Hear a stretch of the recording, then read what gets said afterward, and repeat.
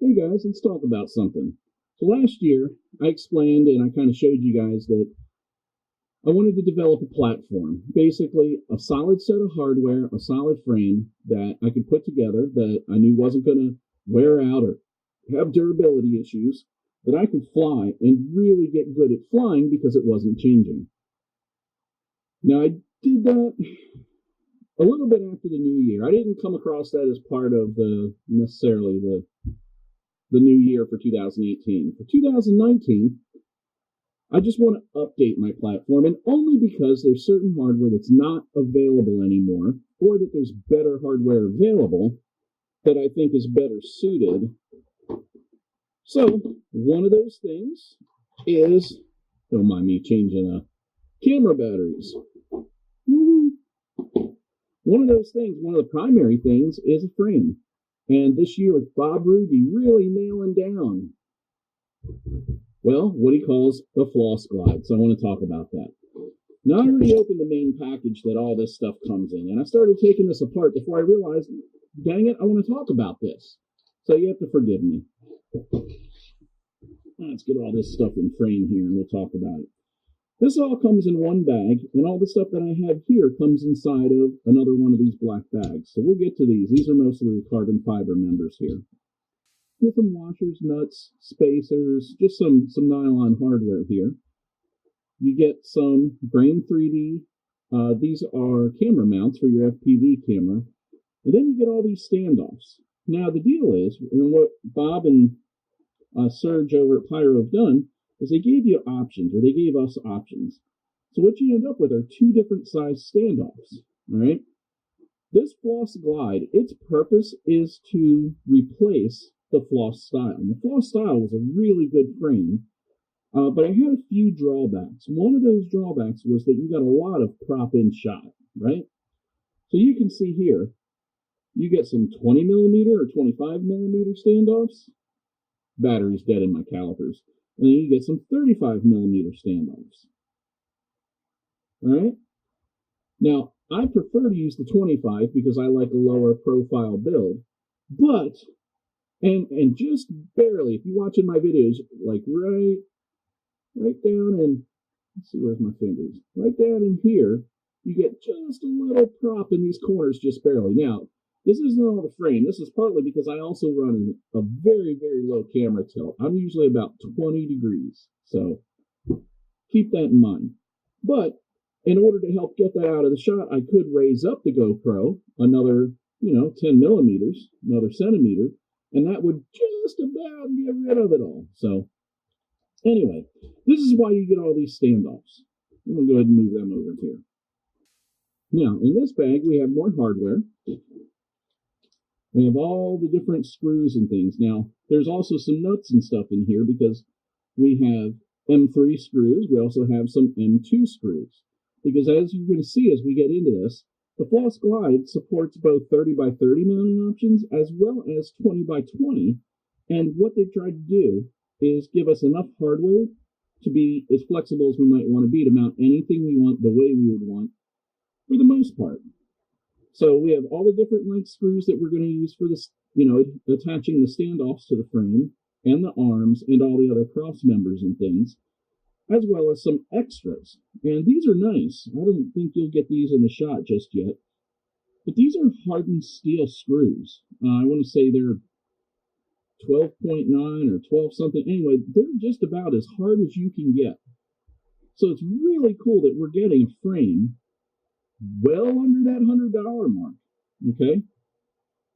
This frame is about $55 before shipping. And if you spend enough at PureFlip, they don't charge you shipping at all, which is a win for everybody.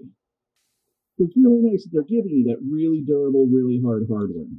Now next comes, let's start with the arms.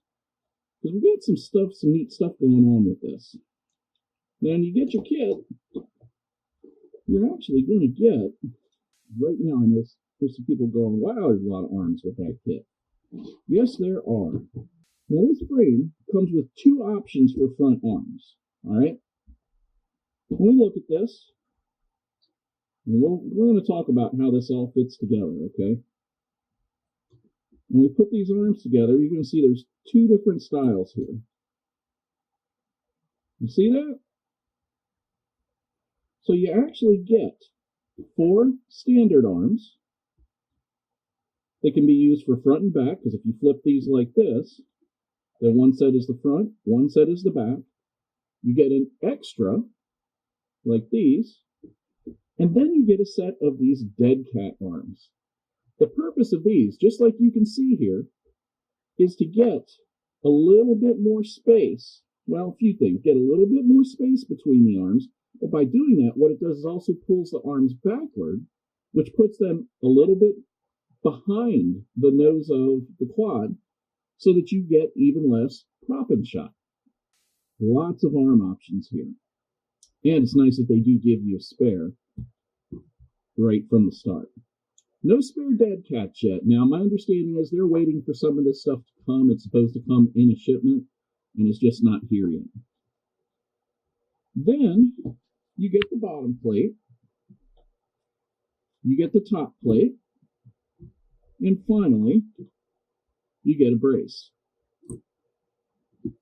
Now, we're going to put this thing together, at least, into its major sections here during this video, just so you can see how it fits together, because there's not really any instructions for this. And Bob may have a video out there. I didn't look, to be quite honest with you.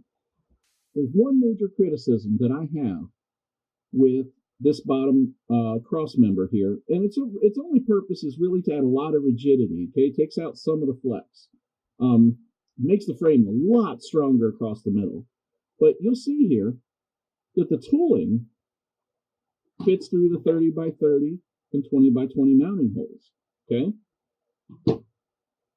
but if it were me, those holes would have been just a little bit bigger, so that I could also get the screw heads through. Because here's the deal. When I want to work with that stack, I either have to take this off, or I have to use some pliers to hold the screws in there. What I'm going to end up doing before I put this one all the way together are opening these up a little bit, making them a little bit bigger, so that the hardware can fit through the holes. Other than that, I am extremely happy with the design of this frame. It's obvious that there is a lot of thought that went into this, and I'm extremely appreciative of the product that they've developed here. So I'm going to leave this top plate off, because I'm not even going to put that on until I'm totally ready for it.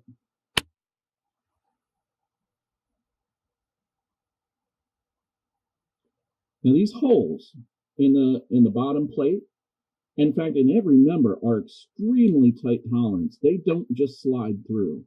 In some cases, you actually have to kind of screw them through, or even force them through. Oh, see that?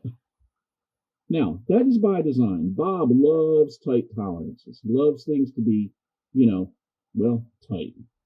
I wish they were just a little bit bigger.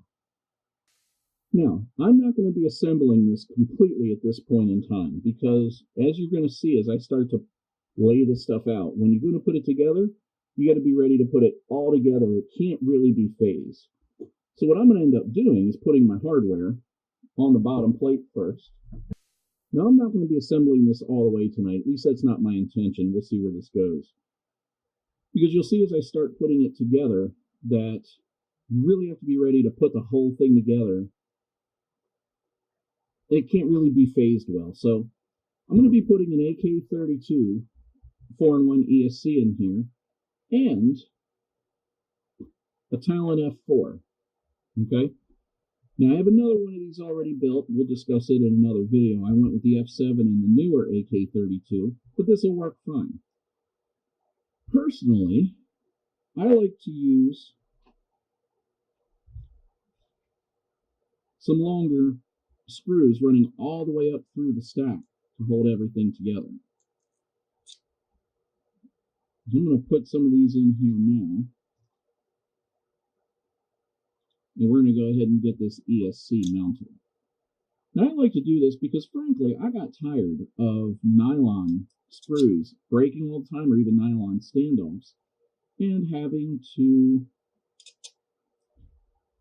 frankly, take the stack apart to replace them all the time. So I found by using these hardened steel screws that I don't have all that breakage and not replacing stuff all the time. Definitely a lot more robust. And then I just use some nuts to hold those screws in place. And that also makes it to where it gives me a little bit of a standoff for the ESC to sit on. That way it's not sitting right on the carbon. We all know, and for those of us who don't, carbon is not an insulator. In fact, it is a very, very good conductor. And as is the case, we want to make sure our electronics are staying isolated from the carbon. Now, for a little bit of clarification, the carbon fiber that we get in our kits has been coated with a top coat or an exterior coat in order to help build a barrier, and I think it also just makes the presentation better. I'm going to go ahead and just give these a little bit of a tighten down here.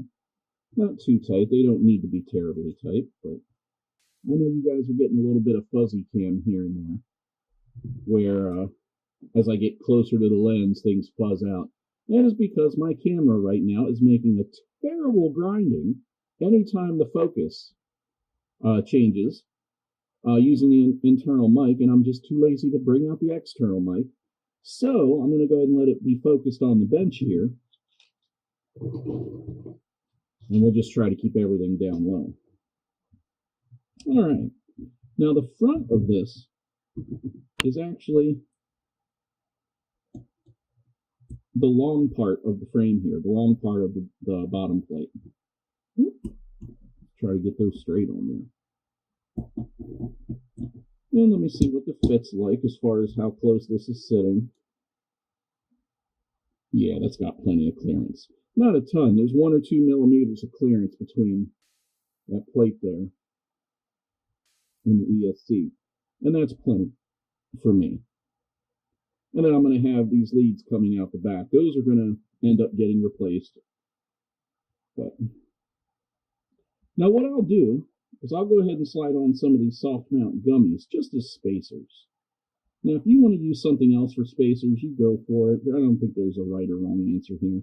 And what I'll usually do is double down on these. This older model AK-32 has a board here in the center with all the, well, a regulator and some other stuff. And so it comes off a little bit high. I don't mind having a little bit of extra room as clearance. And the great thing with these gummies is that they compress really well. And then I like to take one of these pyro boards, and I'll end up putting some nylock nuts on here just to kind of hold it down. And then with these, yep, should give just a little bit of clearance. You can see there, the entire stack will still have a little bit of room for the Velcro straps. Now for now, I'm not going to tighten down on these. I'm really just, because I may end up taking that off again. More than likely, I will replace this pigtail with one of these, a little bit longer, a little bit heavier gauge wire, and then with the end already on here, it's just convenient, and that'll come out the back nice for me to be able to plug my batteries in. Now, I'm going to mount my flight controller up front behind where the camera goes in this. And so what I'm going to do to accommodate that, we're not going to get all this hardware out just yet. But there's the flight controller, and I'm going to mount it right up here like this. Actually, I guess I am going to dump this out. Let me take this and put the gummies in. These gummies are one of those things that I always have a bunch of extras on hand. If you go on Amazon or eBay, there are a lot of things I won't buy off of eBay because, let's face it, especially if you're buying from China, you're probably just going to get junk in exchange for your money, your hard-earned money. However, for things like this, I don't find it's that big of a deal, and you can find, bags of 50 or 100 of these soft mountain gummies for, just a couple dollars. So, all right. Double check. Yes, that is forward on this board. So that's exactly how that's going to be mounted. And then I'll be able to use the plug in between the ESC and the flight controller. It'll be a little long, but that's not hurting anything. Just give it some twist, let it ball up in itself, and plug the two in and be good to go. Now, in order to mount this, I'm going to use probably some shorter ones, to be honest with you. So I've got, not there, some M3 mounting hardware here. Sorry, M2. And I find that this length right here suits me the best. So what I'm going to do is feed these up through the bottom here. And likewise, I'm going to use, let me find some M2 nuts. Now I'm just going to use nylon nuts here, and that will be more than enough. Because this isn't for necessarily tightening down, this is for holding those screws in place. There we go. Now, with your kit, with your Talon F4, come these weird brass things. I still, this day, without looking it up, I couldn't tell you what to call them. Now, what these do is they fit inside of the gummies in order to take up the extra room that the M2 screw doesn't. So they essentially upsize an M2 screw to be an M3. Because these would hold the screws in as well. And then this slides right over top of those. There we go. And if I wanted, I could put a 20 by 20 stack topper here, or I could just use, and these come with the Pyro kit, these M2 nylock nuts. And I probably won't tighten them necessarily all the way down to where even the nylon is, whoops. And that's what that'll start to look like. Now the other hardware that I'm putting in this is going to get an IRC tramp. That's going to go back here. And I'll just hold that down with some double-sided tape and a zip tie. It's also getting a Runcam Micro Eagle. Now, I know there's people that are going to tell me that there's newer cameras out that have a higher TVL, that have all these things, but there's a couple reasons I like to use this camera. Now, the first is its light handling. There has yet for a camera to be released that handles different lighting conditions as well as this camera. Second, this is a switchable 4.3 or 16.9, and if I put it in 16.9 mode, it has a 170-degree field of view. I love the huge field of view. All right. Third, when you put it in the 16 by 9 view, it's actually doing a little bit of that GoPro super view, where it's using a 4.3 image and just stretching it so you're not actually chopping off any of the vertical field of view of the image.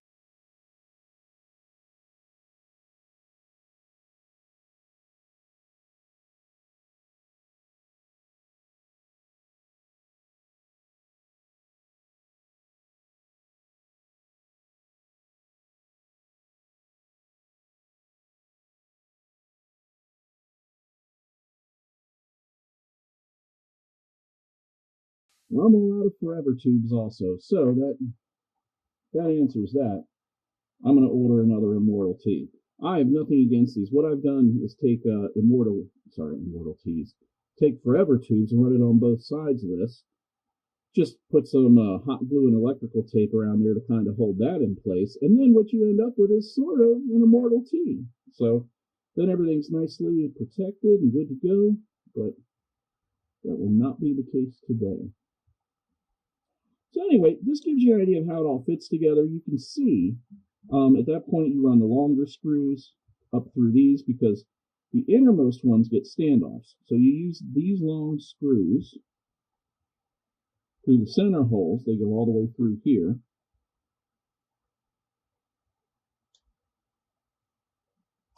Ugh. You know what? I'm going to put it on here anyway. I hate the idea of doing things twice. That's my problem. I like to do things once. It irritates me if these are that tight. Now, once it's together, I'm always like, you know, oh, I love how tight this is, but putting it together is a little bit of a pain in the ass. There we go. Arms going here. Look how tight that is. That's ridiculous. It almost threads itself.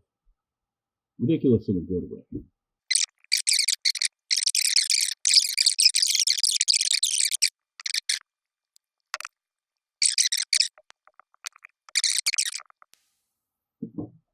All right.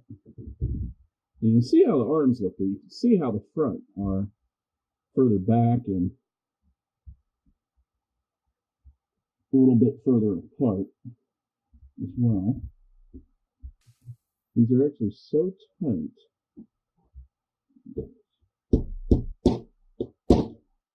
They're bowing the arms just a little bit. Makes assembly just a little bit harder than it really has to be, if you ask me. But what do I know? I'm just the guy using it.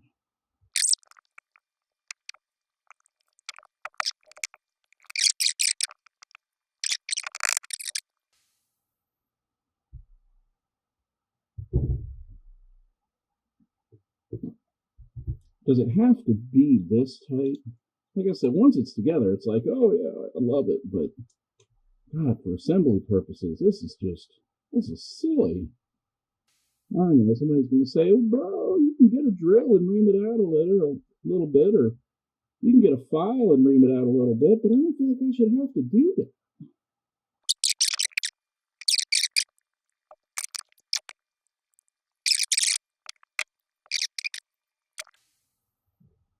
Oh. Now, handles in my drivers are hollow.